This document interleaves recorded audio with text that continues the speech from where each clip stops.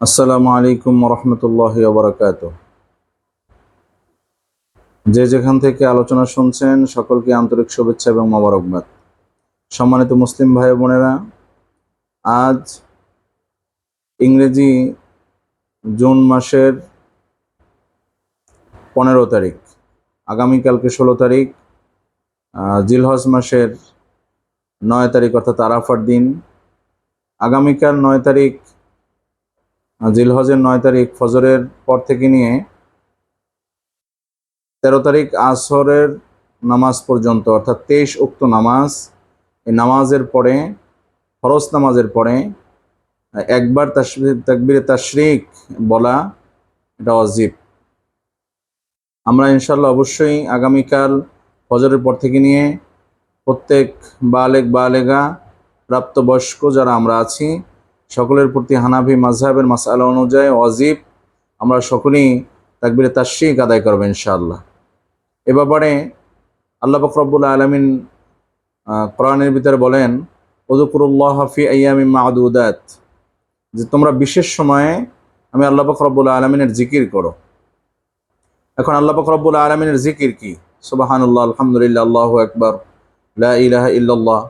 তবে রইসুল মুফাসসিরিন আব্দুল্লাহ ইবনে আব্বাস রাদিয়াল্লাহু তাআলা আনহু বলেন, এই বিশেষ সময়ে যে আল্লাহ পাক রব্বুল আলামিনের জিকিরের কথা বলেছেন, যে বিশেষ সময়টার ভিতরে উল্লেখযোগ্য একটি সময় হলো এই আইয়ামে তাশরিকের এই সময়গুলি। তো এই সময়তে আল্লাহ পাক রব্বুল আলামিনের জিকির অর্থাৎ তাকবীরে তাশরিক বলা, এইটাই সব থেকে দামি তাসবিহ। এই সময়গুলিতে আল্লাহ পাক রব্বুল আলামিনের বরত্ব এবং মহত্বের জানান দেওয়ার জন্য তাকবীরে তাশরিক সকলে বলবে। তাইলে অবশ্যই আমরা তাকবীরে তাশরিক আগামীকাল ফজর থেকে নিয়ে বলার চেষ্টা করব ইনশাআল্লাহ। তাকবীরে তাশরিক হলো আল্লাহু আকবার, আল্লাহু আকবার, লা ইলাহা ইল্লাল্লাহ, আল্লাহু আকবার, আল্লাহু আকবার, ওয়ালিল্লাহিল হামদ। এই তাকবীরে তাশরিক সম্পর্কে কিছু মাসআলা বলি। সেটা হলো, অনেক জায়গায় প্রচলিত আছে, অনেকে বলে তাকবীরে তাশরিক নামাজের পরে 3বার বলা সুন্নত। আসলে এটা একেবারে সঠিক কথা নয়। তাকবীরে তাশরিক আমরা একবার বললেই আদায় হয়ে যাবে। হ্যাঁ, তবে আপনার যদি বেশি বলতে মনে চায়, বলতে ভালো লাগে, আপনি বেশি বেশি বলবেন। কেন সাহাবায়ে কেরামদের আমল থেকে দেখা যায় যে সাহাবায়ে কেরামরা এই 4-5 দিনের ভিতরে প্রচুর পরিমাণে তাকবীরে তাশরিক পড়তেন। হযরতে আব্দুল্লাহ ইবনে ওমর রাদিয়াল্লাহু তাআলা আনহুর আমল, সে বাজারে গিয়েও জোরে জোরে তাকবীরে তাশরিক করতেন। হ্যাঁ, আপনার জোরে জোরে তাকবীরে তাশরিক আদায় করতেন, যে এমনভাবে তাকবীরে তাশরিক আদায় করতেন বাজারের অন্যান্য মানুষ উদ্বুদ্ধ হয়ে তারাও জোরে জোরে তাকবীরে তাশরিক, আল্লাহু আকবার, আল্লাহু আকবার, লা ইলাহা ইল্লাল্লাহ, আল্লাহু আকবার, আল্লাহু আকবার, ওয়ালিল্লাহিল হামদ, তারা শুনে উদ্বুদ্ধ হয়ে তারাও জোরে জোরে তাকবীরে তাশরিক আদায় করতেন। এই জন্য আমরা জোরে জোরে তাকবীরে তাশরিক আদায় করব এবং আল্লাহর মহত্ব, বরত্ব, শ্রেষ্ঠত্ব বর্ণনা করবো ইনশাআল্লাহ। আমরা যেন এ ব্যাপারে কেউ গাফেল না হই। অনেকে মনে করে যারা কোরবানি দিবে না তারা আবার তাকবীরে তাশরিক পড়বে কেন? শোনেন, যারা কোরবানি দিবে এবং দিবে না প্রত্যেকের জন্যই কিন্তু, যারা প্রাপ্তবয়স্ক প্রত্যেকের জন্যই তাকবীরে তাশরিক ওয়াজিব। এই জন্য আমরা সকলেই তাকবীরে তাশরিক পড়ার চেষ্টা করব। এখানে আরেকটা আমাদের ভুল ধারণা আছে, সেটা হলো অনেকে ঈদের দিন অর্থাৎ ঈদুল আজহা নামাজ পড়ার জন্য যায় না। কারা যায় না? যারা কোরবানি দেয় না তারা বলে না আমাদের গরিবের জন্য তো আসলে ঈদুল আজহা না। শোনেন, একটা জিনিস খেয়াল রাখবেন, কোরবানি আপনার মালিক নিসাব আপনি নয়, আপনি অর্থের মালিক না, আপনি কোরবানি দিলেন না, সেটা সমস্যা নেই, কোরবানি আপনি দিবেন না। কিন্তু এই নামাজ এবং তাকবীরে তাশরিক এটা কিন্তু একটা আম ইবাদত, অর্থাৎ সকলের জন্য ওয়াজিব। আপনি ধনী হন, আপনি গরিব হন, সকলের জন্য তাকবীরে তাশরিক পড়া লাগবে। সকলের জন্য ঈদুল আজহা নামাজ আদায় করার জন্য ময়দানে যাবেন। আর এখানে একটা জিনিস অবশ্যই খেয়াল রাখবেন, সেটা হলো নামাজ যে সময় ময়দানে আদায় করার জন্য যাব, আমরা যাওয়ার সময় জোরে জোরে তাকবীরে তাশরিক পড়তে পড়তে যাব এবং ময়দানে গিয়েও আমরা তাকবীরে তাশরিক পড়ব এবং আসার সময়ও আমরা তাকবীরে তাশরিক এটা বলতে বলতে আসব। অনেকে আবার প্রশ্ন করে, হুজুর আমরা তো নামাজই পড়ি না, বা অনেকে নামাজ পড়ে না, তারা তাকবীরে তাশরিক কিভাবে আদায় করবে? কেন আমরা নামাজ পড়বো না কেন? আমরা তো মুমিন, আমরা মুসলমান, অবশ্যই আমরা তাকবীরে তাশরিক আদায় করব। হ্যাঁ, নামাজ আদায় করব, নামাজের পরে আমরা তাকবীরে তাশরিকও পড়ব। আমরা এখন থেকেই আদা করি যে আমরা এই তাকবীরে তাশরিকের আমল করার জন্য আমরা উদ্বুদ্ধ হলাম। আমরা নামাজ পড়ব, নামাজের পরে তাকবীরে তাশরিকও আমরা আদায় করব ইনশাআল্লাহ।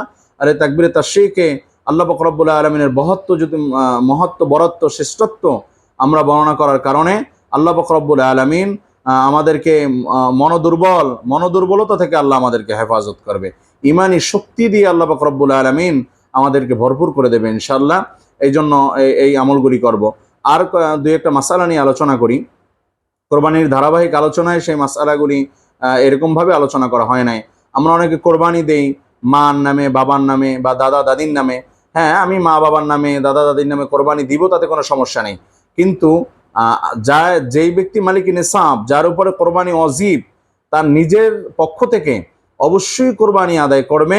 কোরবানি আদায় করার পরে আপনি মায়ের নামে, বাবার নামে বা অন্যান্য পীর ওস্তাদ, দাদা দাদি যারা আছে তাদের নামে অবশ্যই আপনি দিতে পারবেন। কিন্তু আসলে কারো নামে তো কোরবানি হয় না, কোরবানি দিতে হবে একমাত্র আল্লাহর নামে, আল্লাহর জন্যই কোরবানি হবে। তবে আমি আমার পক্ষ থেকে কোরবানিটা আদায় করব, সেটা যার উপরে ওয়াজিব সে অবশ্যই নিজের পক্ষ থেকে কোরবানি আদায় করার পরে আপনি বাবার পক্ষ থেকে, মায়ের পক্ষ থেকে নফল কোরবানি, সুন্নত কোরবানি আপনি আদায় করতে পারবেন, তাদের সমস্যা নাই। কিন্তু নিজের পক্ষ থেকে আগে কোরবানি নিশ্চিত করতে হবে, এরপরে তাদের পক্ষ থেকে কোরবানি দেবেন ইনশাআল্লাহ।